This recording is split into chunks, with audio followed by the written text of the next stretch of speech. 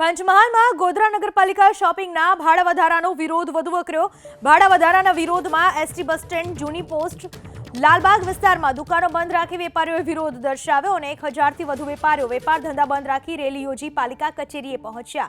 જો કે ભાડા વધારાનો નિર્ણય સામાન્ય સભામાં લેવામાં આવ્યો હોવાનું પાલિકા ચીફ ઓફિસરનું રટણ। વેપારીઓએ ભાડામાં રાહત આપવા માટેની રજૂઆત કરી। વેપારીઓના હિતમાં નિર્ણય નહીં આવે ત્યાં સુધી દુકાનો ખોલવામાં નહીં આવે એવી વેપારી સંગઠને ચીમકી ઉચ્ચારી છે।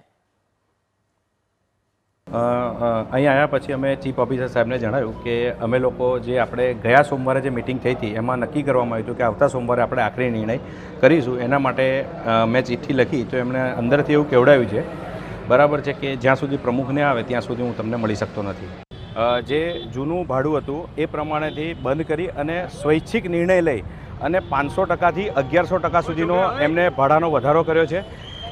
જે ભાડું ભરી શકાય એવી જ પરિસ્થિતિ નથી અને અમારી માંગણી એ છે કે જે નિયમ અનુસાર અને રજિસ્ટ્રારશ્રીએ જે રજિસ્ટર કરી આપી અને દર 5 વર્ષે 10%નો જે લેખિત કરાર કરેલો છે એને આ લોકો રદબાતલ ન કરી શકે અને એ જો કરવો હોય તો પહેલાં સંમતિ લેવી પડે। એમણે કોઈપણ પ્રકારની સંમતિ લીધી નથી અને ડાયરેક્ટ આ લોકોએ 1100%નો ભાડા વધારો કર્યો છે। અમારી માંગ એટલી જ છે કે જે જૂનું ભાડું હતું એ પ્રમાણે ચાલુ રહે અને તમામ સ્વૈચ્છિક રીતે તમામ લોકોએ જ્યાં સુધી અમારા હિતમાં નિર્ણય ના આવે ત્યાં સુધી સ્વૈચ્છિક દુકાનો બંધ કરવાનું એલાન કરેલું છે।